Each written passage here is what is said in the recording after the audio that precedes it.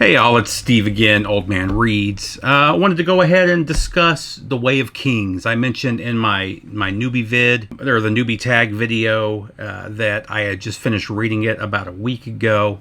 And it was kind of it's kind of what led me to book talk. I really enjoyed it. It's one of my favorite books I've read in a number of years. It was my introduction to not just BookTube, but also to Brandon Sanderson. I wasn't familiar with him. Most of the fantasy that I grew up reading or that I have read has been more 80s and 90s authors. I don't remember the last, other than revisiting Tolkien recently. I don't remember the most recent fantasy author that I had read. I just hadn't been reading a lot of fantasy recently. So this was Neil Gaiman is the most recent. About 10 years ago, 12 years ago, I read American Gods, and I loved that book as well. And I might need to reread that. There's also some musical connections to a band that I'm a fan of, Blind Guardian, just did an album called the God Machine? Yeah, I believe it's the God Machine, 2 years ago or so.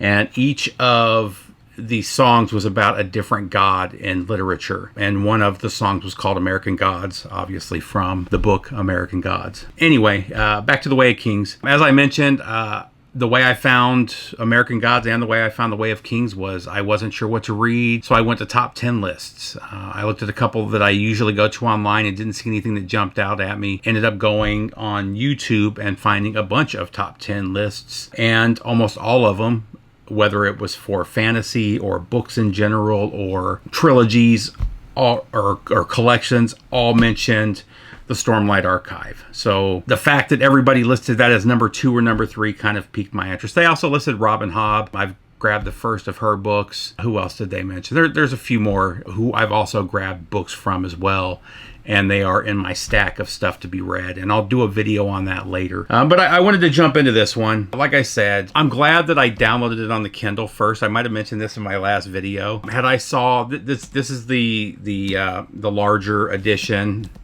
and it's 1,001 pages, the main story, and that may have intimidated me. But I started reading it on the Kindle on my iPad. Man, I flew through it. If you haven't read this, it may look intimidating, the size of it. You fly through it. I started reading it just as kind of a before bed thing, and there were a couple nights where I ended up staying up like an hour and a half later than I planned because the book is so good. It just kept sucking me in. There's a number of different protagonists. I would say the main protagonist, Kaladin, in this book, I've heard it changes from book to book. I have only read book 1 of the Stormlight Archive, and it's kind of funny, it wasn't planned this way, but book 5 is coming out in December, so the goal is for the next 3 months, I'm going to read one a month. I've ended up buying all of them and pre-ordering book 5 so that when book 5 comes out, I'm ready to go. And that'll be, from what I understand, the arc of the first half of the Stormlight Archive. And that's something that I do. I don't like reading new books that are going to be a series. I don't like reading them. I don't want to be in the same situation that I ended up in with the Dark Tower series, where I read the first 4 books and then the next book didn't come out for a decade. And I didn't revisit it because of that. And now I need to go back and revisit it because I do love those characters. Anyway, I keep veering. Let's get back to The Way of Kings. I loved this book on a scale. I think on Goodreads, I gave it 4 stars. If I could do 4.5 stars, I would have. The only thing that kept it from 5 stars is there are some side chapters throughout the book. A few of them started some new stories, and they didn't touch on those at all. And which, the story leaves plot holes on purpose at the end, expecting those to be covered in the next book. But when you have small one chapter, some of them are only a few pages long, small characters, those tend to get forgotten in later stories, or even if they do come up maybe 2 books later, you forget them from the first book. So that it's just a little side pet peeve that I have. Most of those side characters, their connection to the story was made, but there's a couple. There was one of them that comes to mind is a traveling salesperson, and the world that he went to, it never comes back. It may come back in another book, but it just left me wondering about that at the end of the book. And there were a couple more as well. That said, each character, you go back and forth between, I'll say 4 main characters. I've got a little paper here if you see me looking over to the side. The book starts with Seth, who's an assassin. I love characters like this. He's kind of an honor-driven assassin. an unwilling assassin, so he has to kill who his master says, whether he likes his master or not. The way he works around that is he does it in an honorable way. And I'm not giving much away here, meaning that he makes sure that the person he's about to assassinate sees him and has the chance to stop him or fight back. That's kind of his way of remaining honorable. I love characters like that, kind of the unwilling bad guy, or even the unwilling good guy. You've got, and you start the book with him. Then you go to Kaladin. I don't want to get into Kaladin too much, but think of him as kind of the, I don't want to say the natural leader. He is the kind of leader that is he's not the guy that was born a leader. He became a leader through fighting with his men, through being the guy on the ground in the mud. He wasn't born into it. He earned the love of his men. That type of leader. I love that kind of character. I was in the military. I knew some guys like that. I knew a lot of. I know Brandon Sanderson wasn't in the military, but it feels like he was, with the way he writes all of these characters, because you see many of these type of characters and many of these character types, personality types in the military, even today, even when we're not at war. But Kaladin, by far, one of my favorite characters. You've got Shallan, who is a broke noble who is trying to better herself and also is planning on getting money for her family through ill-gotten gains. And then you've got Dalinar, who is kind of this Marcus Aurelius type character, kind of the benevolent noble. He's a bright lord, not the king, kind of the king of his own little domain, and then there's a king over all of them. But he's a bright lord. He is the uncle of the king, but he is this guy that is born into leadership and is one of the few, like I said, kind of the Marcus Aurelius, who also earns the respect of his men. And again, in the military, I had leaders like this. You respect them, period, because they're your commanding officer, and they get that respect regardless of whether they're good men or not. However, I had one that really proved himself to be a real leader, somebody that really cared for his men, that put his men first. And that's kind of what Dalinar is, almost this King Arthur level of honor, or the samurai. Now, I say this knowing that real knights and real samurai were not honorable people. If you know the actual history of both of those groups, the books, what the books say they are and what they really were are two different things. However, kind of that type of honor, that code. And again,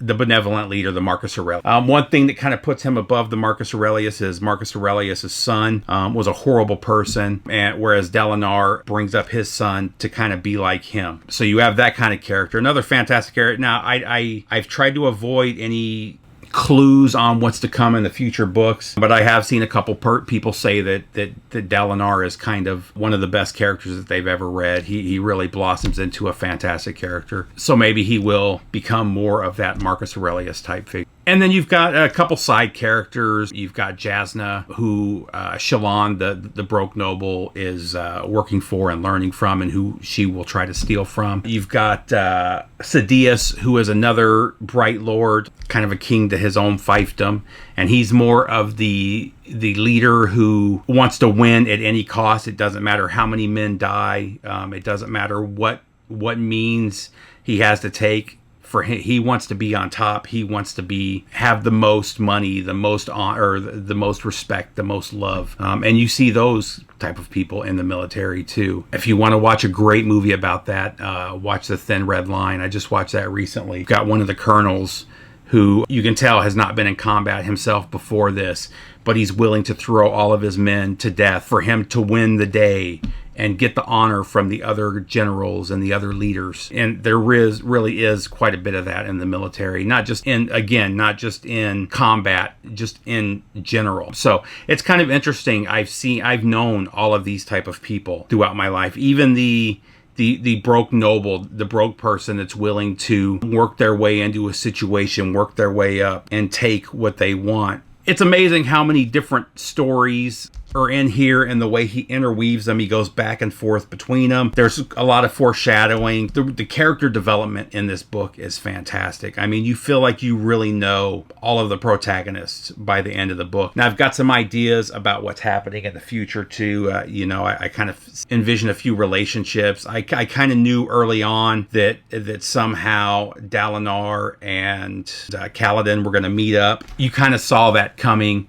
There were a few other things about Kaladin that I kind of figured out ahead of time, but not in a bad way. I had the thought, oh, maybe this is what's going to happen, but Brandon Sanderson still did a good job of kind of weaving me into different directions and making me think, oh, maybe I'm wrong, maybe I don't know.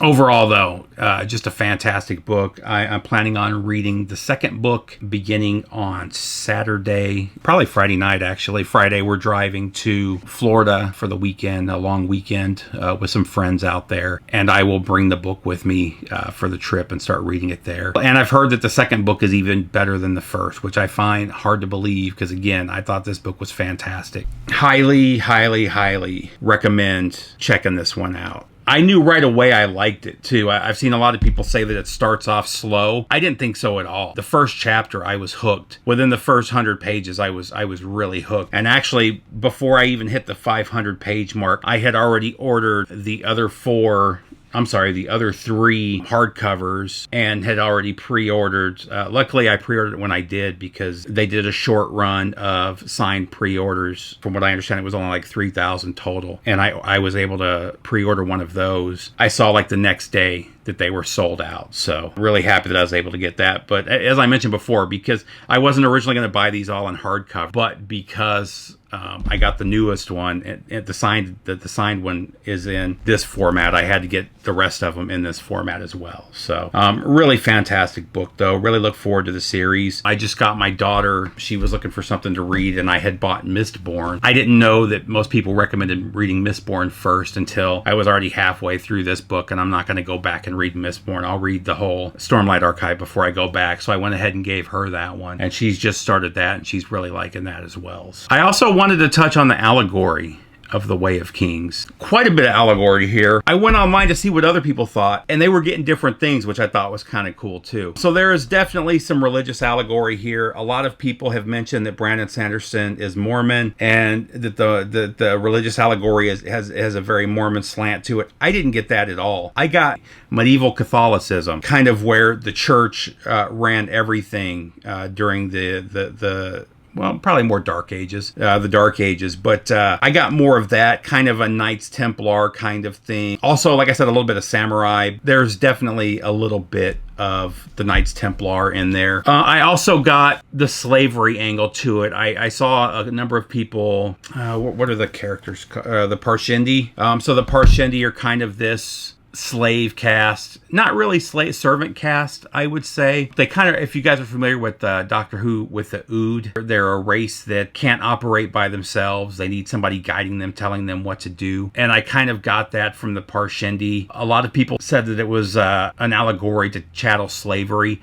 I didn't really get that. They weren't beating to death or killing the Parshendi. I got that more from the bridge teams, but we'll see. Maybe that plays out more. Maybe those people that have read it know more about how, because we don't find out about the Parshendi in here. I also wanted to mention the magic system in here is kind of cool, but you don't find out what the source of it is. They're just kind of touching on that towards the end of it. They have magic swords. They have magic armor. There are a couple other types of magic. The Spren, which I'm not going to get into. I'll let you read that and learn about Seal, another very cool character in the book. I'm really looking forward to see her arc. So just a fun book, a fun read. There is quite a bit of allegory, and I like that everybody's kind of getting a little different idea of where it's coming from in Brandon Sanderson's life, I guess. He has mentioned that growing up Mormon and going to BYU, of course there's going to be some of it in his writing, and like I said, I didn't get the Mormon angle. I still don't, even thinking back, I don't. I will say another great thing about this book. So I finished this book a week and a half ago. I have read 4 books since I finished this. And this is the book I keep thinking about. Throughout the day, this is different different stories from this, different ideas from this pop into my head, and that's really a sign of a great book. The last book that really did that to me was Stephen King. What is it? 11. The Stephen King book about the death of Kennedy. That's the last one that for weeks after I read it, I was still thinking about it. And that's the way this book has been for me. So I'll leave it at that, guys. I hope everybody's doing good. Leave your comments below. Let me know what you guys think. Any other thoughts? Any other recommendations for books that you might think I would be into? Let me know. I hope everybody's doing good. Take care, and I will see you soon. Bye.